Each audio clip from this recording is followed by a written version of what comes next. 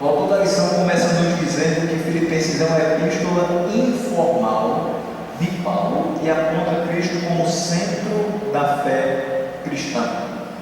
Então, quando ele coloca aqui, é uma epístola informal, ele está querendo dizer que Paulo, nessa epístola, vai usar menos de questões teológicas e doutrinárias e vai falar mais de questões pessoais, mais práticas. E ele vai apontar em todo ponto, toda a questão aqui dessa epístola, ele vai apontar Cristo como sendo centro da nossa fé. Então, se dizemos que temos uma fé cristã, o centro só pode ser Cristo. Ele vai dizer que tem um total de 104 versículos. E o nome ou título de Jesus vai aparecer 51 vezes. Ou seja, praticamente metade de Filipenses fala de Cristo. Só que se a gente for observar direitinho, não é só metade de Filipenses. É Filipenses todo. Todo o livro da Bíblia fala de Cristo. Tem versículos que não vão citar o nome de Cristo, é óbvio. São 104 versículos em Filipenses e 51 falam exatamente o nome de Jesus ou o título de Jesus. Agora, nos outros 53 versículos, ele é apresentado também. Quando a gente acabou de ler aqui, completai a minha alegria de modo que penseis a mesma coisa. Só até aí, Paulo está dizendo, pensem em Cristo, pensem a partir de Cristo, pensem como Cristo pensaria. Então, em todos os versículos ele é abordado. Filipenses se destaca pela ênfase de Paulo na unidade do corpo, nós acabamos de meditar nisso, e pela demonstração de amor do apóstolo à igreja local. Por que Paulo ama a igreja de Filipos? Ele também amava Corinto, apesar de todas as dificuldades. Ele também amava os irmãos de Éfeso, amava os irmãos da Galácia. Mas por que ele ama os irmãos em Filipos? Porque ele tem visto a unidade do corpo e a demonstração que eles têm de fé em Deus, pela firmeza na fé que eles apresentam. Então isso traz alegria e amor ao coração de Paulo. É importante também lembrar que ele estava encarcerado quando escreveu essa carta. Então é mais uma das cartas da prisão, e é difícil olhar e ver alguém preso feliz. Mas Paulo estava preso por conta do Evangelho, e ele estava feliz pela firmeza do Evangelho dos irmãos de Filipos. Então essa carta vai ter como uma das suas grandes características, não é a única, a alegria. Então é chamada também de a carta da alegria. Informações básicas que nós vamos ter a respeito da carta de Paulo à igreja em Filipos. Faz parte do grupo das epístolas paulinas eclesiásticas, uma das últimas cartas de Paulo, ali do meio para o fim das cartas. Depois vai dizer que o autor, obviamente Paulo, a data 61 depois de Cristo. Só para fazer uma comparação, Paulo está preso. Faz exatamente 14 anos que ele escreveu à igreja de Corinto. Nesses 14 anos, Paulo sai fugindo de cidade, já foi preso uma vez, já foi açoitado, já foi perseguido, já teve problemas com a igreja com relação à disciplina, já teve questões com relação à coleta, já teve problemas em relação a homens, ele já teve muita questão para ser discutida. E agora ele, pela primeira vez, vai ter a oportunidade de escrever com a igreja que está indo bem. Então ele vai elogiar a igreja e vai incentivá-la a melhorar, a estar cada dia mais da maneira que Deus requer dela. O local, Paulo está em Roma, na prisão.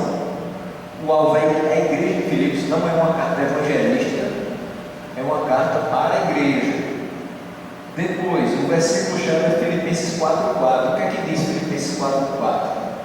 Alegrai-vos no Senhor. Outra vez vos digo, alegrai-vos. Então, esse versículo chave toca no ponto da alegria. E a expressão-chave é a unidade em Cristo. Virando aqui a página, nós temos o esboço. Então, como é que se divide o texto de Filipenses? Os 4 capítulos de Filipenses. Primeiro, nós vamos ter o progresso do Evangelho. Filipenses 1 e 2, os 2 primeiros capítulos vão nos mostrar que tudo o que é feito pelo apóstolo Paulo e pelos seus auxiliares está promovendo o progresso do Evangelho. Olha só o que diz o título do bloco textual, Filipenses 1, do 12 ao 26. A situação do apóstolo contribui para o progresso do Evangelho. Aí quando a gente vai ver qual é a situação de Paulo, preso, como é que isso contribui para o progresso do Evangelho? É que mesmo preso ele continua escrevendo cartas. Mesmo preso, o seu testemunho continua falando muito alto aos irmãos a quem ele pregou. Mesmo preso, ele continua orando pelas pessoas às quais ele levou o Evangelho. Então isso promove o progresso do Evangelho. Paulo fazia tudo isso preso. E a gente? A gente está solto. A gente continua lutando pela fé evangélica. A gente continua pensando naquelas pessoas que a gente pregou inicialmente a palavra de Deus. A gente continua discipulando essas pessoas. Paulo tinha uma coisa muito bonita dentro de si, que era, ele não descansava enquanto a pessoa que escutou a palavra pela primeira vez na boca dele não tivesse firmeza naquilo ali. Então, foi por isso que ele passou 2 anos e meio pregando aos coríntios todo o desígnio de Deus.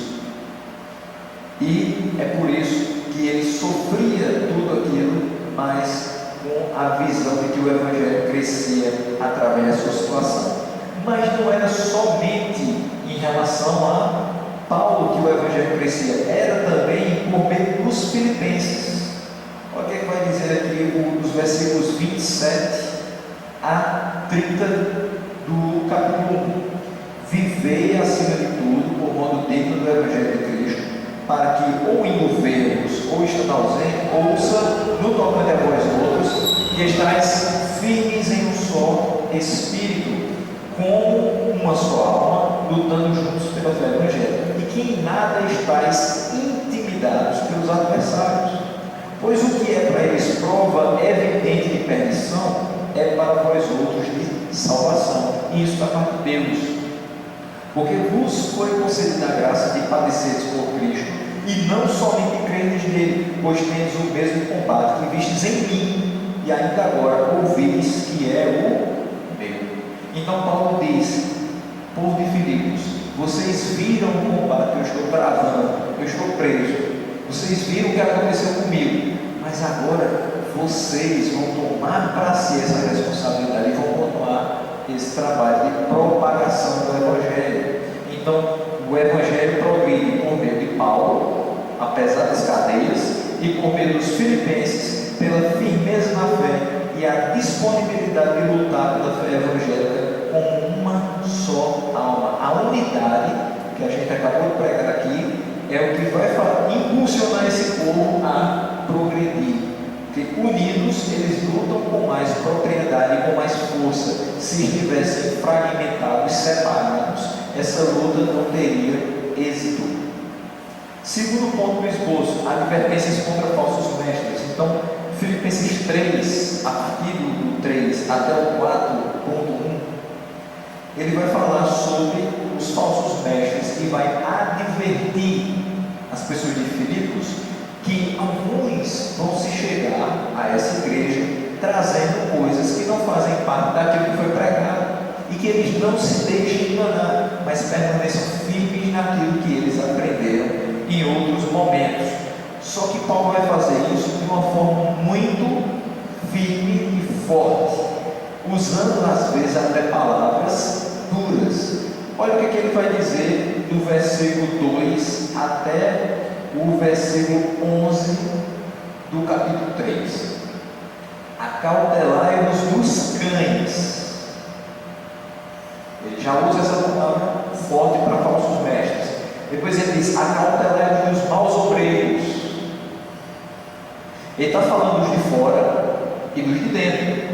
Ele está dizendo que os falsos mestres são somente os que estão fora da igreja de Filipos. Ele está dizendo que dentro podem ter também. Então, cuidado com os cães lá de fora, mas cuidado com os maus obreiros de dentro. Depois ele vai dizer: acautelai-vos da falsa circuncisão. Ou seja, tenham cuidado com a santidade interna. Não sejam santos só no externo, sejam santos internamente também. E ele diz: porque nós é que somos a circuncisão, nós que adoramos a Deus no Espírito e nos gloriamos em Cristo Jesus e não confiamos na carne. Bem que eu poderia confiar também na carne. Se qualquer outro pensa que pode confiar na carne, eu ainda mais. Circuncidado ao 8º dia, quando ele fala em carne é lei. Circuncidado ao 8º dia, cumpriu a lei. Da linhagem de Israel, da tribo de Benjamim, de hebreu de hebreus, quanto à lei fariseu, quanto ao zelo perseguidor da igreja, quanto à justiça que é da lei, irrepreensível.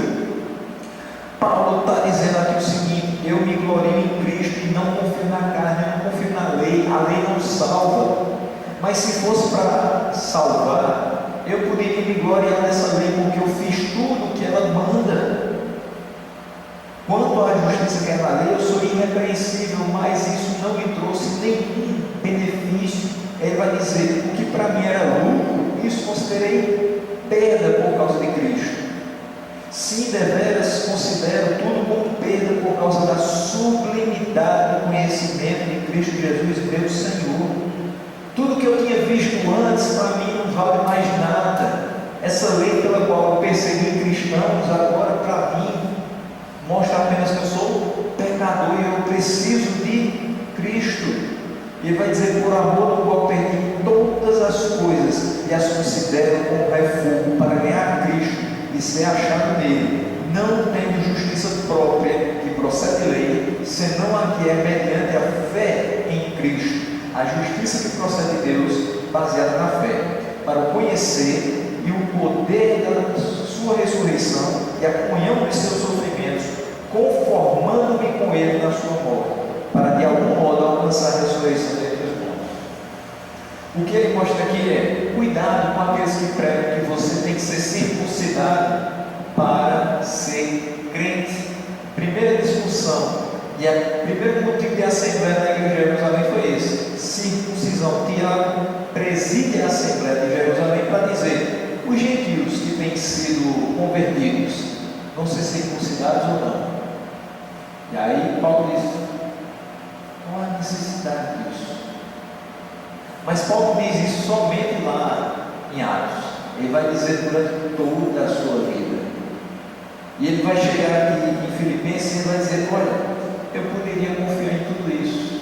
Eu fui circuncidado, eu ensinei muita gente a ser circuncidado. Só que isso não é o que marca a vida do crente verdadeiro.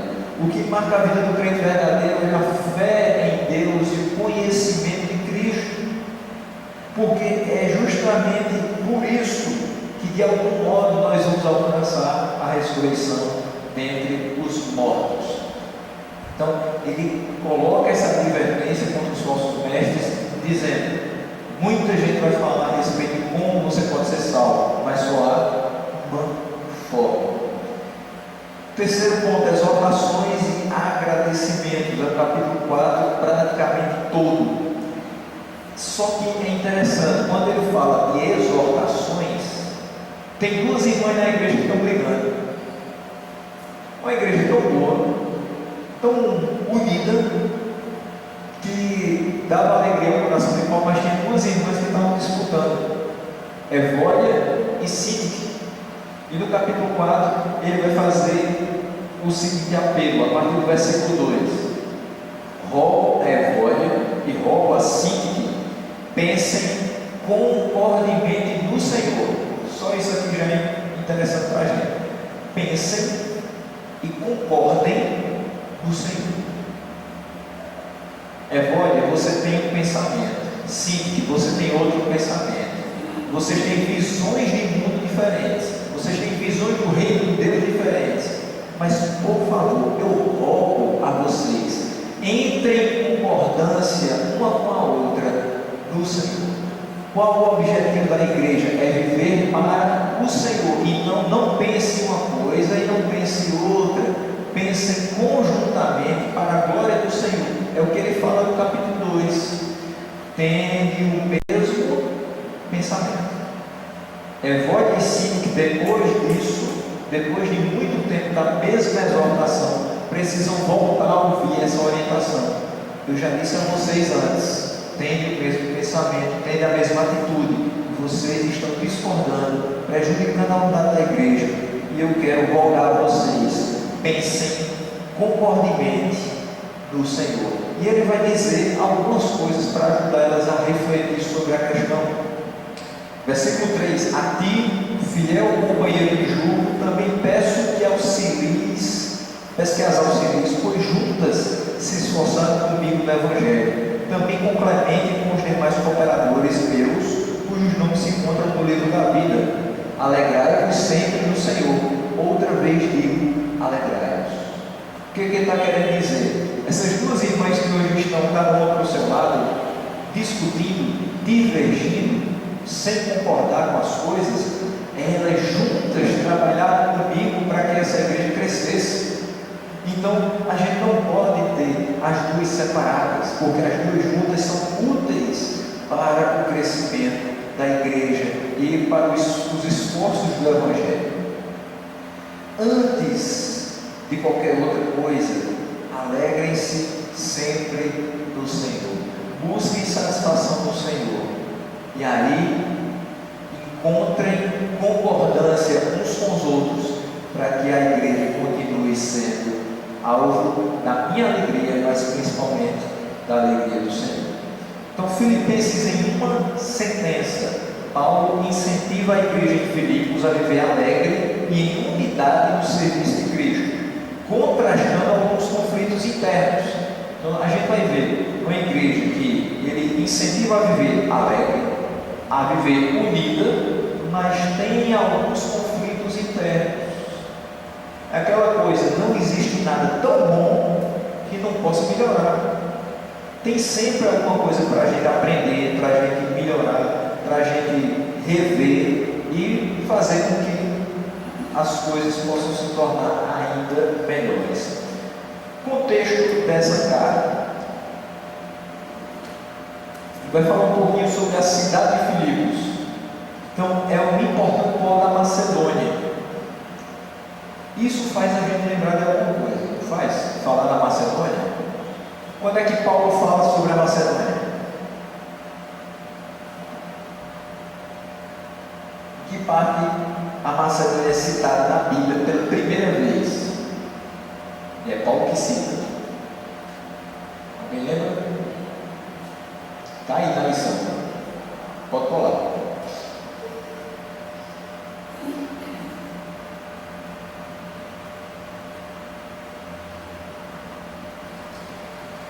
Paulo falando sobre a Macedônia, a necessidade que a Macedônia estava passando e que a igreja de Jerusalém precisava ajudar a Macedônia. Atos 16, versículo 9, quando ele tem a visão dizendo: passa a Macedônia e ajuda-nos. Então, Filipos é um polo da Macedônia.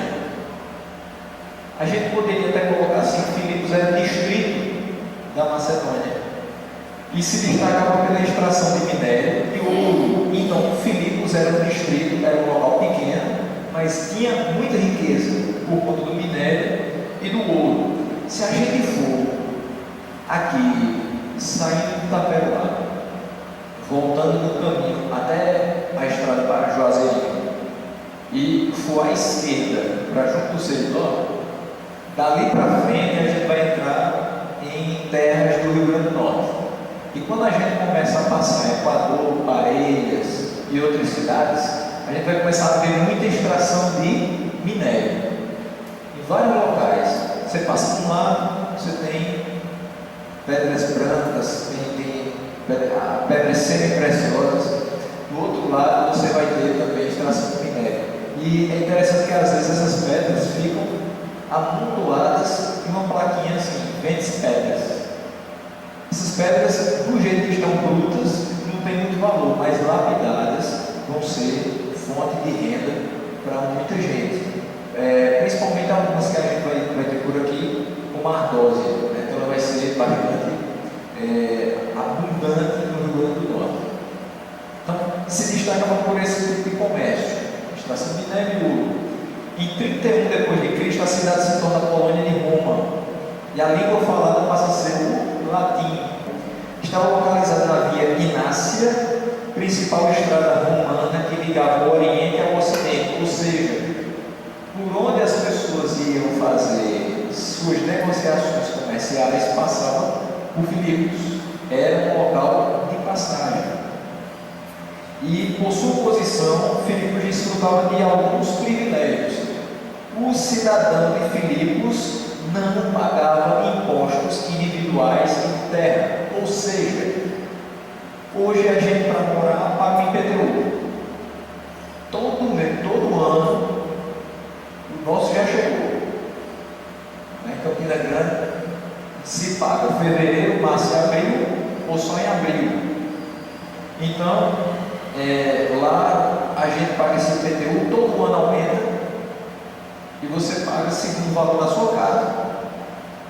Lá em Filipos não tinha o imposto parecido com o IPTU que era na casa da pessoa. Mas a gente também paga imposto individual. Muitos impostos individuais. E lá também não se pagava isso aí. Havia o direito de comprar e vender bens livremente. Olha só, quando você, digamos que você está sem nenhum trabalho, mas surge uma oportunidade de você abrir negócio próprio. No Brasil, a forma mais fácil de fazer isso chama-se MEI, microempreendedor individual. Você abre o MEI, o CNPJ, abre aquela empresa, você pode ter um funcionário e pode movimentar até R$5.000 por mês. Então, isso quer dizer que sua empresa pode ter até um lucro de R$60.000 por ano. É uma empresa pequena, mas que gera um valor razoável. Só que para isso você tem que ter o mínimo de dinheiro investido e tem que ter um teto. Se passar de 60 mil, já não é microempreendedor, já é empresa de médio porte. Lá em Filipos você podia comprar e vender sem limite.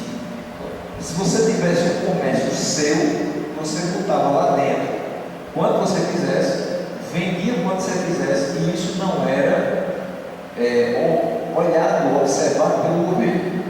A lei romana dá proteção de direitos à população local. Então, todos os direitos de Filipos eram garantidos pela lei romana. Nós temos os nossos direitos garantidos pela Constituição brasileira. Então, é por aí. Letra D. A lei romana permitia líderes governamentais locais, que eram chamados de pretores e lictores. Então, a lei romana permitia que aquele distrito tivesse os seus líderes. Por exemplo, a gente aqui de vez em quando fala em Galantes. Galantes não é cidade, é distrito de Campina Grande. Então, Galante responde ao prefeito e aos vereadores de Campina Grande. Mas pela lei romana, se Galante fosse Filipos, comparando, teria a possibilidade de ter o seu próprio líder e os seus auxiliares. Seria um pretor e vários lictores. Então, nisso daí a gente vê que ele não era cidade, mas tinha status de cidade. E a cidade era um excelente ponto estratégico para a expansão do reino de Jesus. Às vezes eu me pego pensando o seguinte: por que Campina Grande se tornou a cidade que mais tem igrejas evangélicas na Paraíba? Não é porque ela é grande, porque João Pessoa é maior, mas tem menos igrejas evangélicas. É porque é um local estratégico. Campina Grande fica no meio da Paraíba. Por exemplo, daqui para lá, são exatamente 129 quilômetros. De lá para João Pessoa são exatamente 126 quilômetros.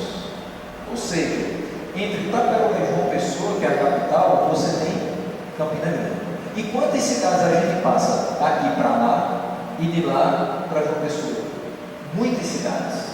E as ramificações, entradas à direita, entradas à esquerda, a gente passa por no mínimo 40 cidades.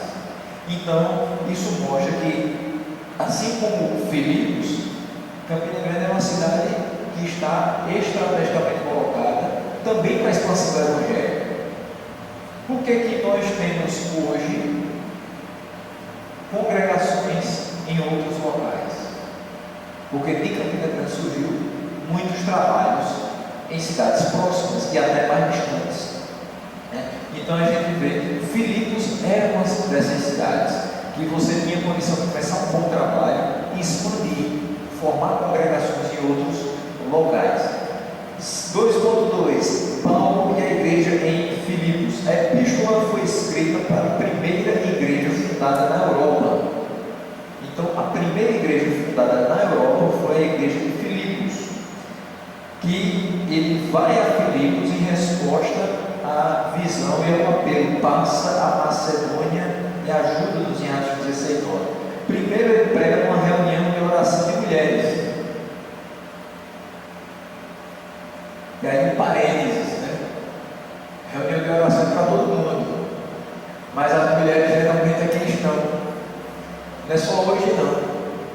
Lá naquela época você tinha Paulo chega e prega uma reunião. Quem está lá? Só mulher. Fazendo o quê? Orando. E quem aparece? Lídia. Lídia é uma vendedora de púrpura que está por ali passando e ouve o que Paulo está dizendo. E ela é convertida.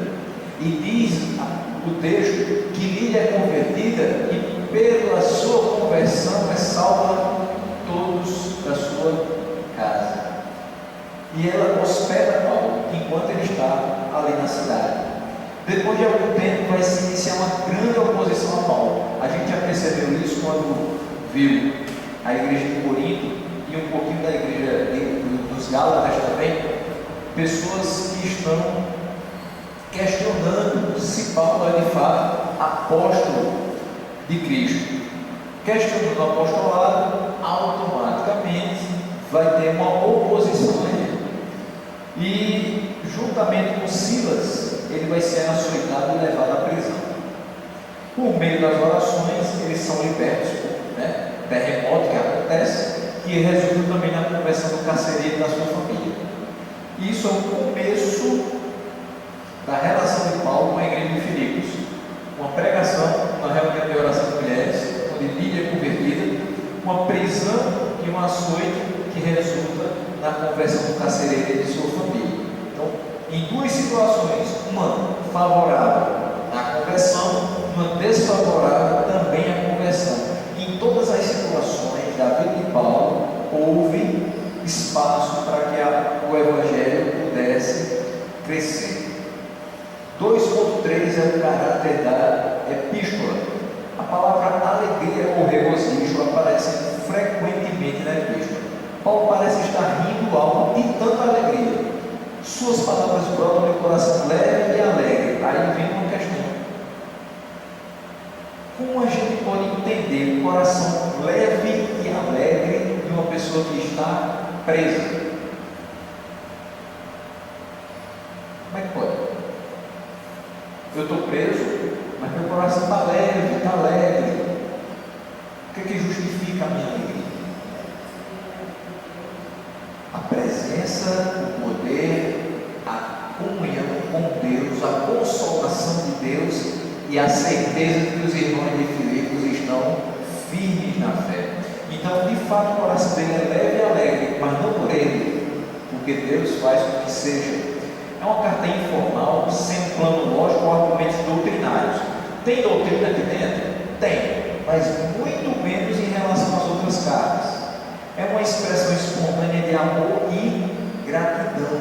Epafrodito havia trazido a ajuda dos filipenses a Paulo e estão para retornar a casa.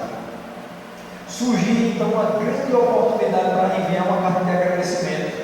E Paulo vai fazer isso, dizendo: não só uma vez, mas por 2 vezes vocês me ajudaram.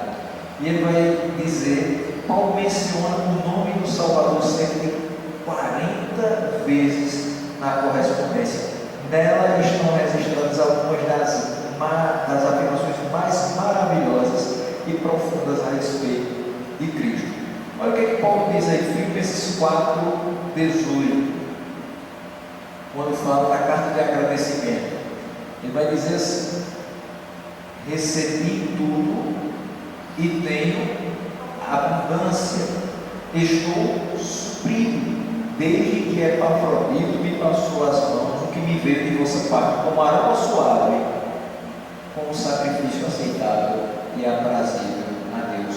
E ele diz, um pouquinho antes, no versículo 15: e sabei também vós, ó Filipenses, que no início do Evangelho, quando parti da Macedônia, nenhuma igreja se associou comigo no tocante a dar e receber, senão unicamente nós outros. Então a gratidão de Paulo era: ninguém acreditou no meu plano de missão, mas vocês se associaram comigo.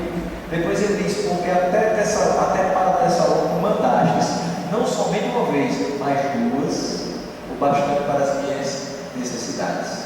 Então era uma igreja que não olhava para Paulo como sendo assim: ele quer fazer missões, a gente dá o primeiro passo, depois eles se viram. Não, eles disseram: nós vamos no começo do Evangelho com ele e nós vamos até o fim para ver os resultados e auxiliá-lo nas suas necessidades.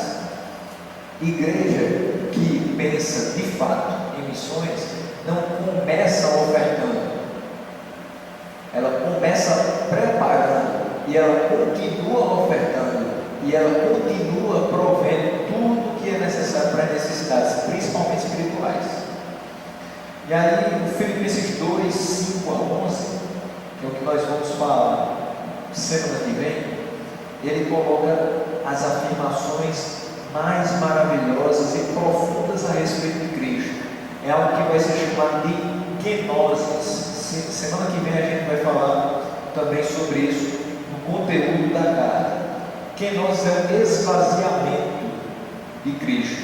E o que diz o texto? Tende em vós o mesmo sentimento, a mesma atitude que houve também em Cristo Jesus, pois ele, subsistindo em forma de Deus, não julgou como usurpação o ser igual a Deus, antes a si mesmo se esvaziou, assumindo a forma de servo, tornando-se em semelhança de homens e reconhecido em figura humana.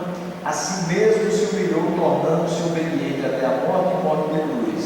Pelo que também Deus o exaltou sobremaneira e lhe deu o nome que está acima de todo nome, para que ao nome de Jesus se dobre todo o joelho dos céus, na terra e debaixo da terra, e toda língua confesse que Jesus Cristo é Senhor, para a glória de Deus Pai.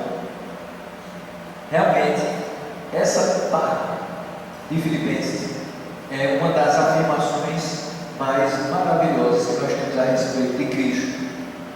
E Filipenses para hoje vai trazer a seguinte frase: a semelhança de Paulo ao escrever Filipenses, tenha bastante alegria por servir ao Senhor Jesus. O que ele quer passar hoje e o que eu gostaria de deixar aos irmãos nessa manhã é: tenhamos unidade no Senhor e sejamos alegres no serviço a Ele. O resumo de tudo que vimos hoje pela manhã é isso. Precisamos ter unidade em todas as coisas com relação a Deus, unidade no serviço de Cristo, e precisamos viver em alegria, porque Ele nos dá essa alegria, Ele nos mantém nessa alegria a despeito das adversidades. Paulo estava preso, mas o coração estava leve e alegre. Nós estamos livres das cadeias da prisão, mas muitas vezes estamos presos em outros tipos de cadeias.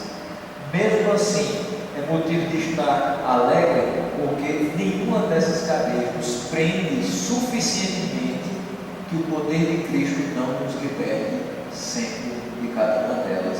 Então, se Ele nos liberta, se Ele está conosco, nós iremos passar à frente dos obstáculos e iremos continuar no serviço a Ele com muita alegria no coração, pelo privilégio que nós temos de estar fazendo parte da sua obra.